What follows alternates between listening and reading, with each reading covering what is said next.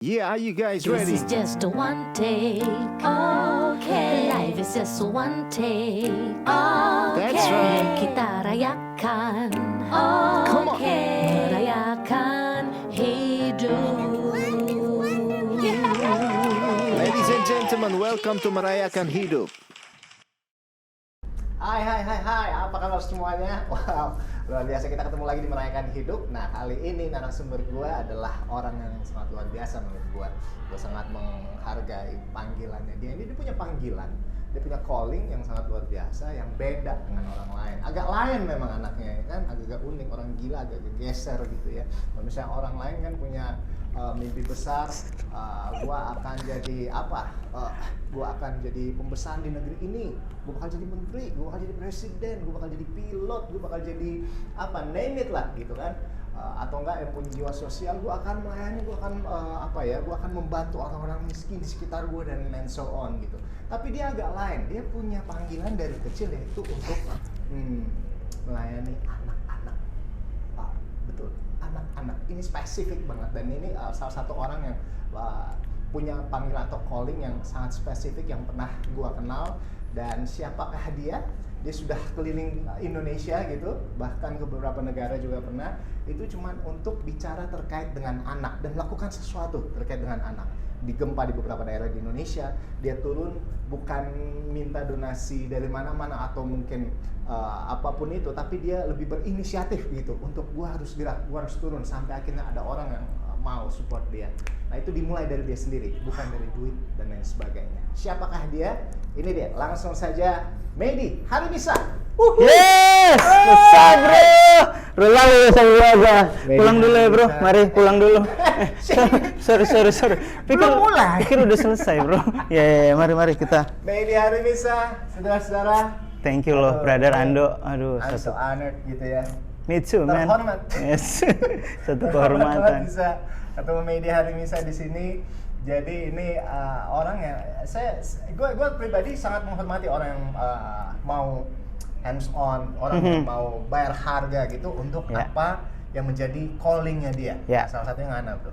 Terima kasih banyak, Mehdi brother Harimisa Ando. ini dulu padahal orang tuanya ini suruh dia jadi PNS. Bener banget, Gitu? bener Ngana banget. apa suruh jadi PNS Bener kan? banget. Mama waktu itu. Mama suruh jadi PNS, jadi apa gitu. Tapi dia bilang, enggak deh man, kayaknya kita mau melayani, kita mau hibur anak-anak Indonesia. Kita mau hibur anak-anak Indonesia. Itu mahal buat kita. Padahal kalau mau sampai jadi PNS sebenarnya bisa juga ya kan? Bisa banget. Jalur juga ke sana. Orang dalam dan Ada lain-lain. ordal di situ Iya. ya kan? Tapi Mehdi memilih untuk enggak. Gua harus obey dengan panggilannya sendiri gitu. Matt, tapi ini kita merasakan lagi. Sejauh ini seru ini. Sudah bantu anak-anak di mana saja? Saya tuh minggu lalu baru hitung, brother, berapa provinsi yang udah dicentang. Jadi di rumah tuh ada peta Indonesia. Kalau yang stiker warna hijau itu yang saya pernah injak. 35 provinsi loh, bro. Tiga lagi. Udah selesai. Selesai satu Indonesia. Dan itu karena panggilan anak itu dimulai dari Manado tahun 2000. Dan dari situ merantau naik kapal laut dari Bitung ke Surabaya, lalu naik bus ke Bandung waktu itu, dan dari situlah terbuka pintunya sampai hari ini 25 tahun kurang lebih. 23 sampai 25 tahun lah. Ya 24, tahun 2000 sekarang 2024, benar. 24 tahun. 24 tahun. Wow.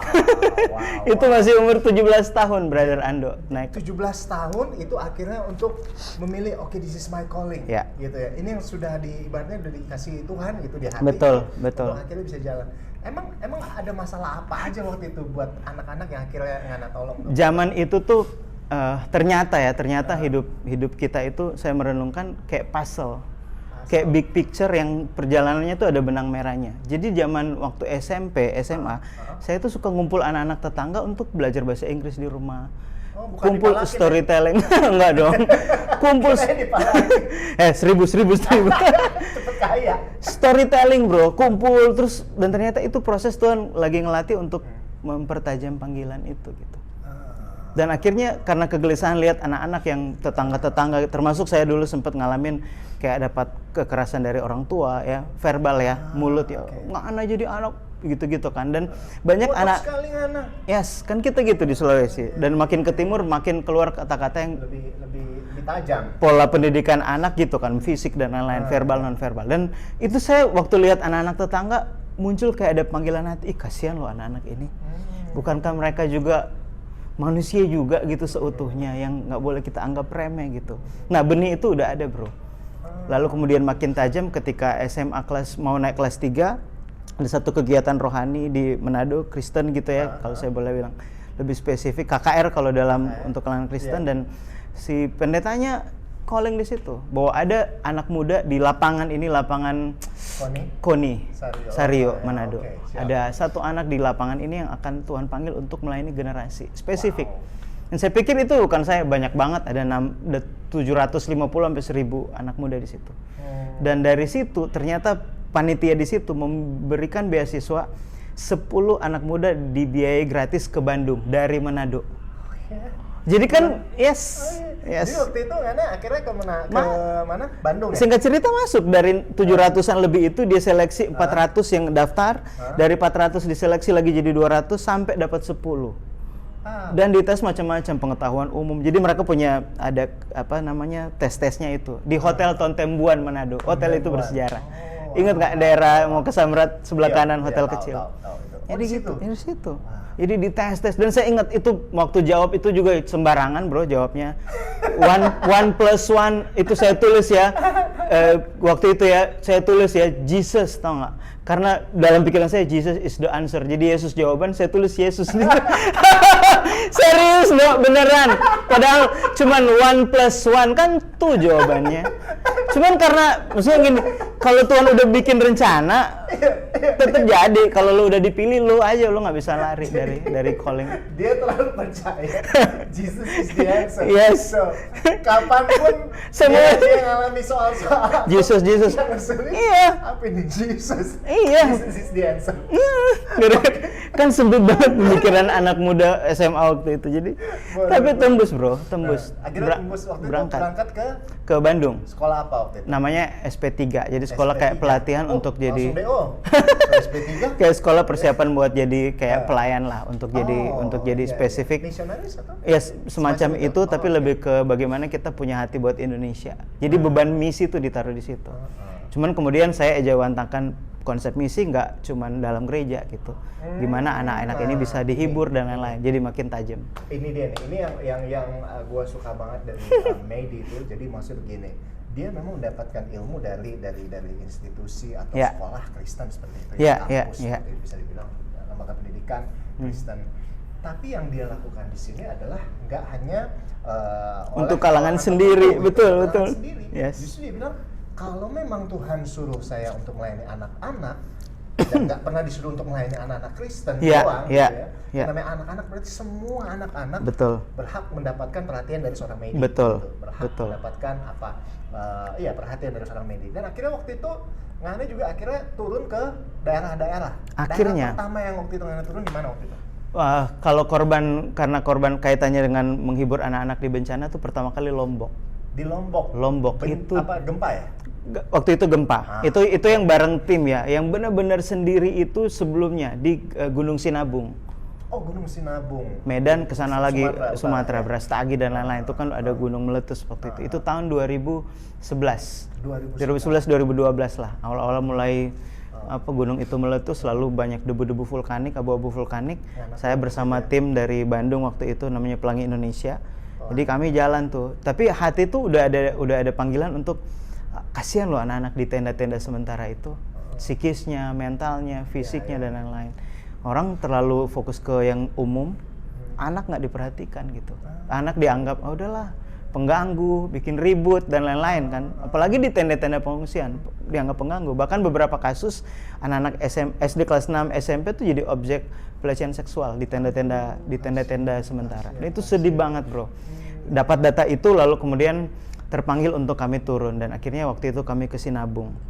Bersama tim kolektif aja dari duit sendiri, yuk kita terbang ke Medan lalu sampai ke keliling tuh sisir tenda-tenda.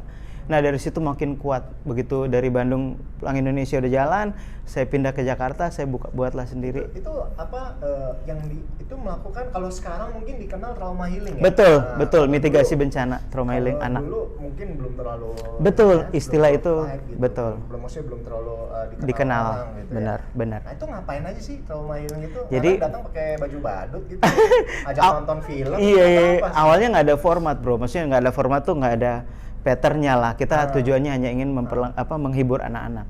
Begitu sampai justru dapat formulanya gitu ya, anak-anak butuhkan nggak cuma sekedar makanan primer gitu ya, kan dikasih beras, indomie, makan siap saji dan lain-lain, tapi psikisnya dilupain gitu. Hal yang jauh lebih dari dalam gitu, psikis. Kan stres bro. Bencana tuh kayak hidup kita di reset dari nol bahkan minus. Iya, dari rumah yang ada Bro, tiba-tiba tanah gitu langsung. Kita kan enak kayak gini daily activity kita makan minum pakailah. Ya. Udah tercukupi, itu tercukupi baru kita bisa memenuhi kebutuhan yang lain. Ini itu semua selesai bro. Mau mandi di mana dan nah psikisnya itu yang kita coba datang, nggak cuma sekedar ngasih bantuan tapi mendorong anak-anak untuk punya harapan. Bencana ini sementara, adik-adik yuk semangat lagi. Nah di situ kita mulai akhirnya bikin permainan. Jadi kalau sekarang yang terkenal play therapy bro, dan ilmunya mahal banget. Gimana menterapi anak dengan bermain? Play therapy. Nah ternyata kita udah ngelakuin itu. Setelah sekarang ilmunya mulai berkembang. Ajak anak main, dibagi sesuai usia. Jadi ada kelas yang kecil teman saya yang urus, yang besar sama saya. Main dalam permainan itu anak-anak belajar value. Ada harapan, jangan terlalu sedih. Kamu nggak ditinggal.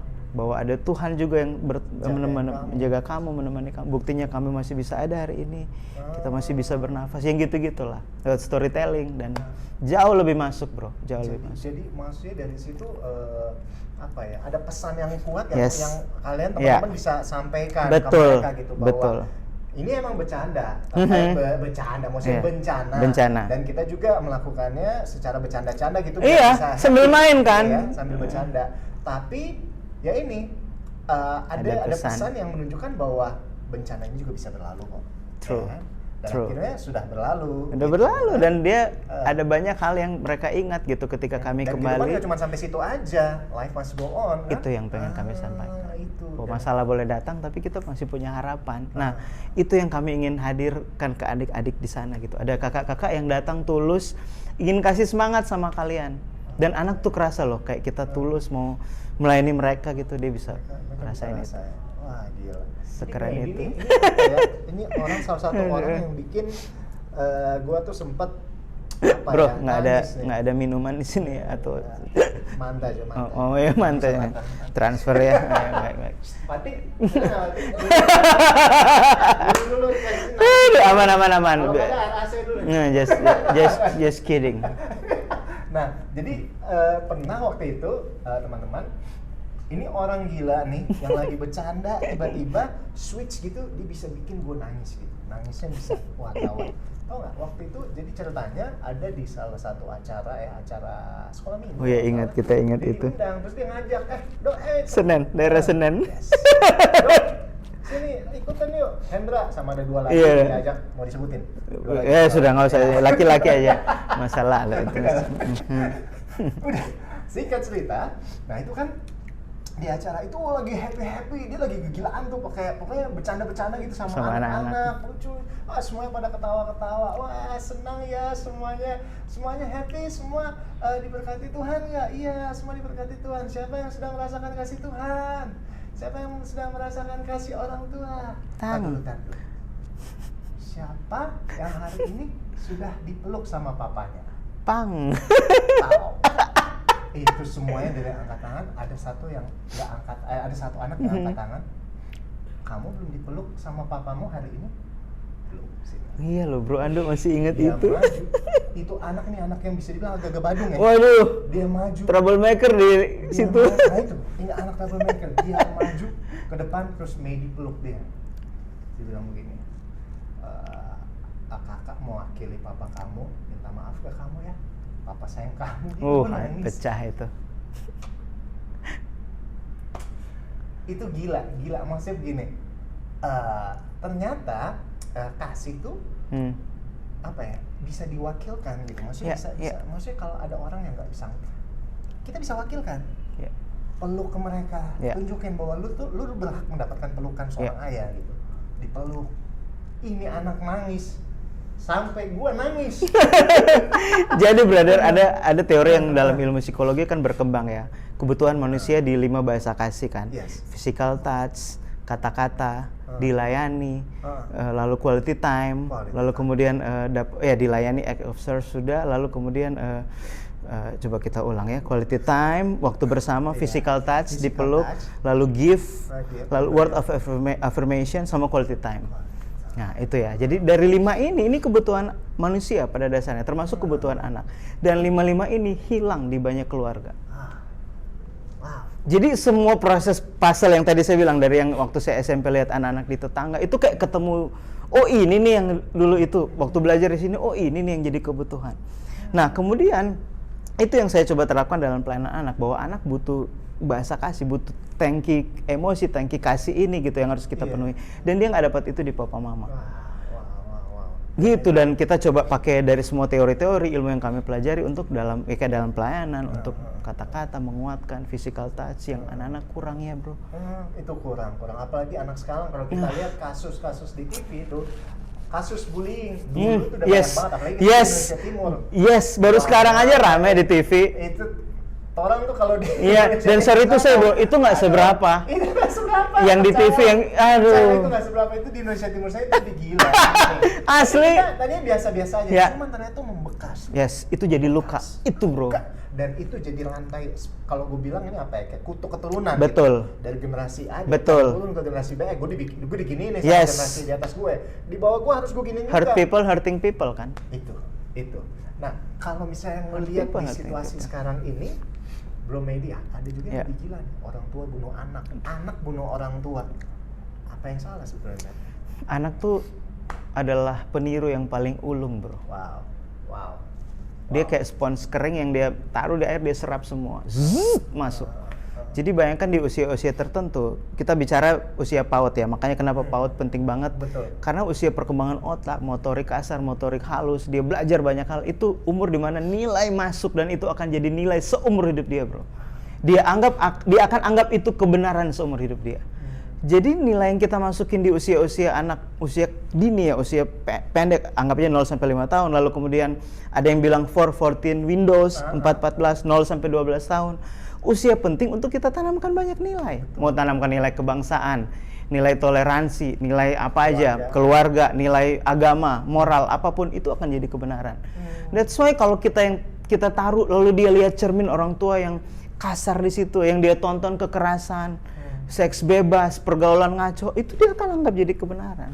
Jadi ngebunuh jadi biasa karena dia lihat pembunuhan di depan dia kok. Ini barusan nih Matt, berapa hari lalu, 2 hari lalu kalau nggak salah, itu gua wawancara, gua ngangkat kasus, jadi wawancara polisi gitu, ngangkat kasus tentang, tahu nggak, ada satu anak usia SD gitu, usia SD kelas 5 atau kelas 6. Dia diperkosa pertama sama bapaknya, kedua sama kakaknya, ketiga sama ibunya, langsung. Jadi satu keluarga perkosa dia. Kasihan. Itu apa masalahnya sebetulnya? Apa yang rusak sebetulnya? Rusak banyak hal bro. Tubuh jiwanya rusak itu. Butuh waktu banget untuk terapi dia jadi pulih. Dan dia pasti punya luka tertentu, trauma tertentu untuk sesuatu. Nggak usah gitu bro. Kayak kita masa kecil nih, dicemplungin ke air misalnya. Kayak saya zaman kelas 4 SD, papa lepas di air laut. Saya takut kalau berenang di laut. Itu sampai hari ini bro. Itu hal sesederhana main cemplungin di laut. Bayangkan momen-momen kehidupan yang satu nih perkosa, pasti kan nggak langsung perkosa, pukul, ancaman dan lain-lain. Takut dia tertekan. Datang lagi orang kedua, A, B, C, bisa. Ini bapak kandung, kakak kandung sama ibu kandung. Itu sinting sih. Oh di Kalimantan. Kasihan. Tuh anak kalau nggak gila sih masih kasihan tuh anak pasti butuh proses Nah banget. itu jadi maksudnya, tapi kalau misalnya hari-hari ini yang bro lihat di anak-anak misalnya yang sempat bro layani gitu ya, itu apa sebetulnya yang kurang dari mereka? Generasi hari ini bro, barusan saya baca buku juga beberapa waktu lalu pas lagi ambil kuliah lagi akhirnya bro, lagi ambil master pendidikan di Bandung. Jadi pengen mempertanya bentuk bertanggung jawab panggilan yang Tuhan kasih itu. Satu dosen bilang bahwa anak yang dia sekarang kan gadget ya, era digital, dia sembunyi di balik main game dan lain-lain itu karena kesepian. Oh, kasihan. Jadi spirit of loneliness tuh lagi kuat banget ya anak-anak hari ini, sepi. Misalnya orang tua larang, jangan main handphone ya, tapi orang tua nggak kasih solusi. Lu jangan main handphone, yuk quality time bareng papa mama dong. Ada solusinya kan? Udah main bareng papa mama.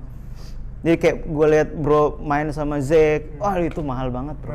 Itu sesuatu yang anak-anak butuhkan hari ini. Bukan berarti dia nggak boleh main handphone, tapi kita harus kasih solusi. Nah, semakin banyak anak yang sembunyi di balik dunia digital hari ini, dia semakin kesepian. Berarti artinya kalau misalnya gadget lebih lama dekat dengan dia, kita sebagai orang tua Ya. kalah dong kan? Ya. Kalah sama gadget. Iya. Iya. Serba salah karena memang orang tua kota, kita bicara kota juga sibuk, tapi at least ada waktu, quality time itu ada. Jadi quality time kan nggak bicara durasi yang harus 3 jam bersama-sama, tapi ada momen yang dapat gitu, mau 5 menit pun, tapi kalau deep itu mahal jadinya. Betul. Nah itu yang saya lihat fenomena hari-hari ini, makanya kayak dalam pelayanan bro. Kayak kemarin nih saya baru pelayanan sharing di anak-anak remaja, teens di Bandung. Cuman ngomong kayak pola tadi tuh bro.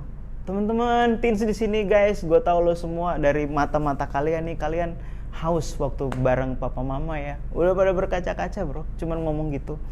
Karena kita based on study, kayak kami dalam tim pegiat anak tuh data, kami teliti beberapa kota besar, isu-isu yang muncul hari ini. Betul. Jadi bayangkan setiap anak itu punya pergumulan yang dia bisa stres di usianya. Jadi itu ada satu tempat yang nggak bisa diisi oleh hal lain gitu. Even gadget sebetulnya. Ya, Itu gini kan, kebutuhan orang tua. emosi, ngobrol. Ngobrol gitu. Kebutuhan anak. Ada yang di IG tuh yang bapakku orangnya kaku. Iya. Postingnya sama si Eli. Iya. Yang mana ya bro? Bapakku Kita sudah jauh. belum lihat. Nanti kita lihat di Eri. Postingan itu bapakku kaku. Sebenarnya dia kaku gitu. Cuman di belakangnya dia nggak sanggup untuk menunjukkan affectionnya gitu, rasa sayang gitu ke anaknya. Cuma ya karena dia emang kaku aja. Nah itu bro, papa ini dapat pendidikan dari orang tuanya. Begitu seterusnya kan turun kan.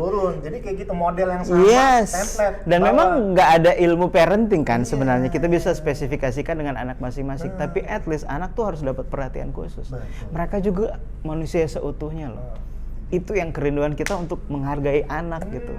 Gokil. Menghargai anak. Matt, ini sewaktu Ngana jalan ke daerah-daerah, Ya. waktu Ngana bantuin orang-orang, anak-anak korban bencana, Ya. apalah itu korban kekerasan, Ya. gitu.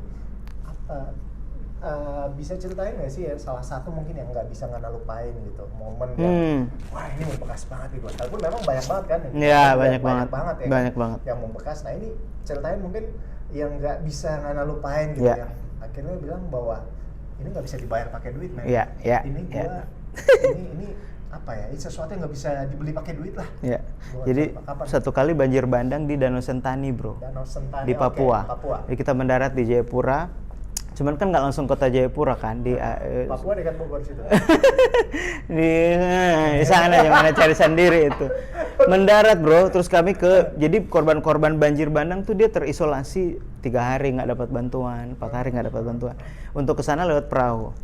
Datanglah kami berenam, satu perahu kecil datang. Itu begitu kami datang bro, itu anak-anak, kakak datang ke kita di sini kak. Ayo ke sini sudah, kayak tolong bantu kita gitu. Ayo ke sini. Oke, oh iya sabar sudah. Kakak ke situ ya. Begitu kita belum nyampe ke sana, mereka berenang, bro. Mereka sambut ya. Sambut berenang ada kali 10-15. Memang anak-anak danau kan, dia jago berenang. Wah, apa kakak? Kita mau itu bingkisan kak. Jadi ada bingkisan di perahu. Itu saya kasih hancur hati, Dok. Iya deh, aduh tahan nangis di situ. Kakak nanti turun kita bikin acara. Di air. Satu tangan deh. Itu nggak terlupakan. Bagaimana mereka sebegitu bingkisan berapa sih? Satu bungkus paling 10.000, 15.000. Tapi kayak sesuatu yang mahal, ada kakak-kakak yang mau datang memperhatikan mereka. Itu mahal banget. Apalagi usia tadi yang saya bilang, usia krusial. Ada orang-orang yang mau datang tulus. Kan yang kayak kita kecil yang paling kita ingat memori kan. Iya. Dan memori itu jadi sesuatu yang indah ketika kita besar. Nah bayangkan itu memori ketulusan, perhatian, kasih sayang, nanamin nilai.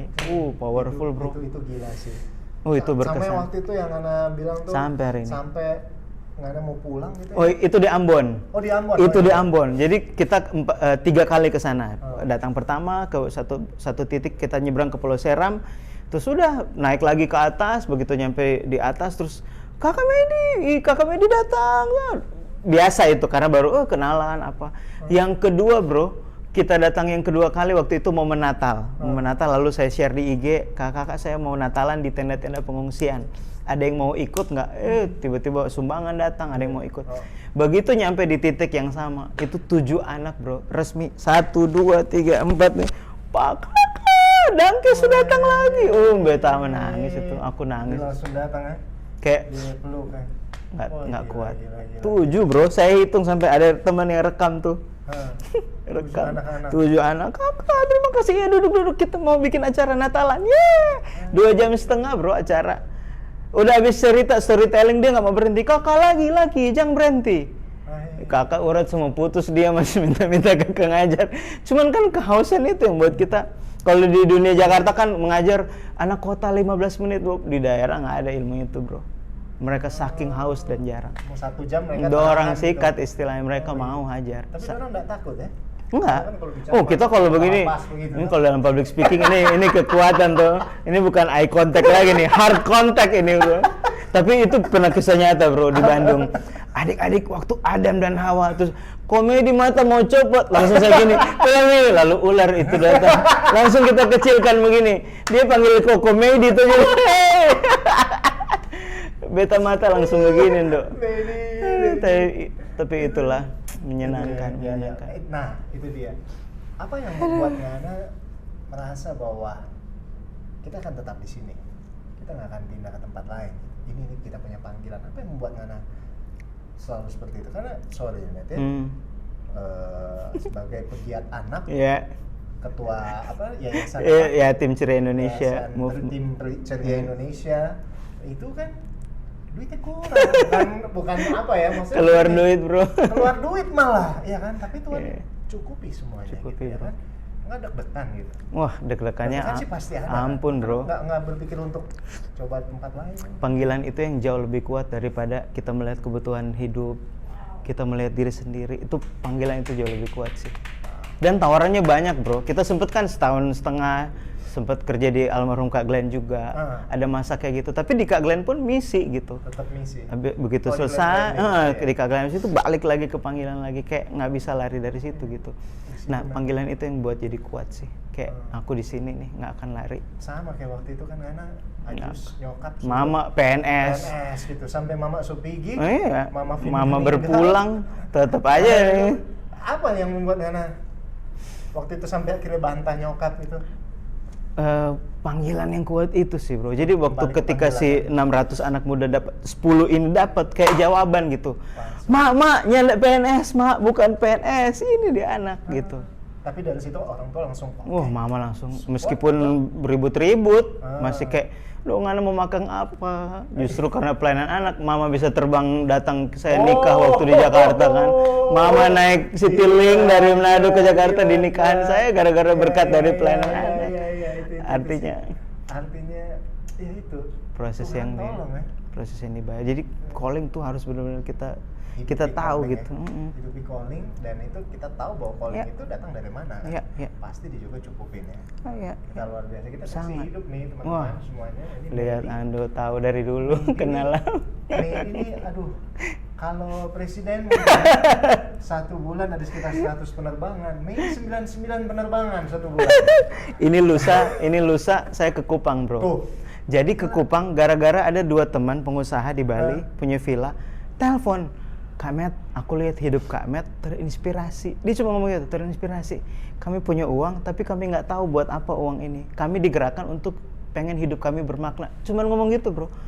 Langsung aku bilang gini, oh ya udah, aku kontak teman di Kupang. Jadi kami akan ke Kupang, lalu ke Semau, kumpulin anak. Nanti kita akan storytelling, kita akan nguatin anak bahwa mereka berharga. Gitu-gitulah bagi nilai. Kumpulin para pengajar guru-guru di sana untuk gimana ngajar di era digital. Saya ada materi ngajar pakai teknologi.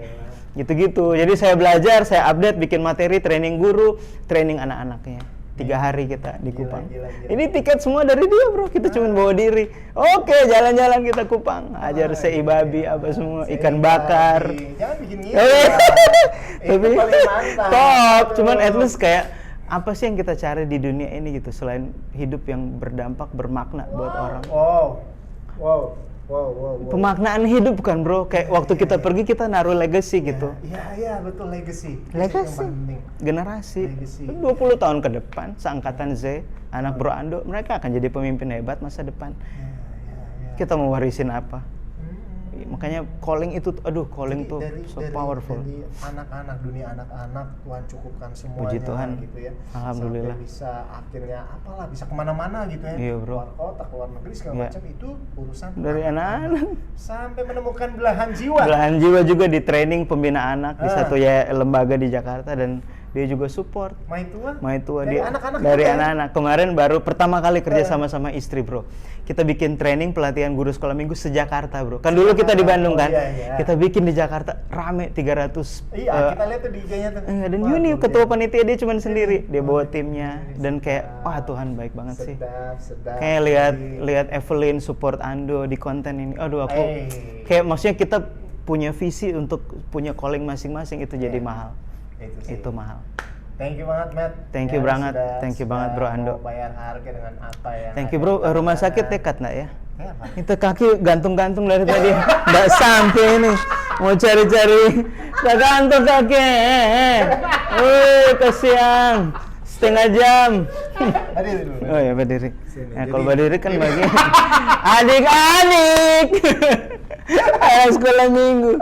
Aduh, Bedi. Thank you Thank bro. you sekali. Sudah Merayakan hidup pas banget bro. merayakan hidup, men. Yes, Ya. keren Terima kasih banget. Sudah jadi narsum di merayakan hidup hari ini. My pleasure, Terima my bro. kasih sudah mau bayar harga dengan panggilan. Yes. Ingat terus strengthen your hand. Kuatkan tanganmu, men. Kuatkan tanganmu, men.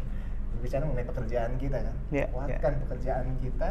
Ada di situ yang tidak kita lihat, melihat kita dari surga, dari atas. Oke, siap, tetap maksimal bro. Thank God you, bro. bless you, man. Thank you. Thank you, Sudah brother mendukung Ando. kita. Iya. Ini persembahan. Merayakan hidup. Merayakan hidup. Siap. God bless. Teman-teman, demikianlah merayakan hidup kali ini bersama dengan Maybe Hari Misa, dan kita ketemu lagi di next episode of Merayakan Hidup. Siap, God bless you. Come on. This is just a one take.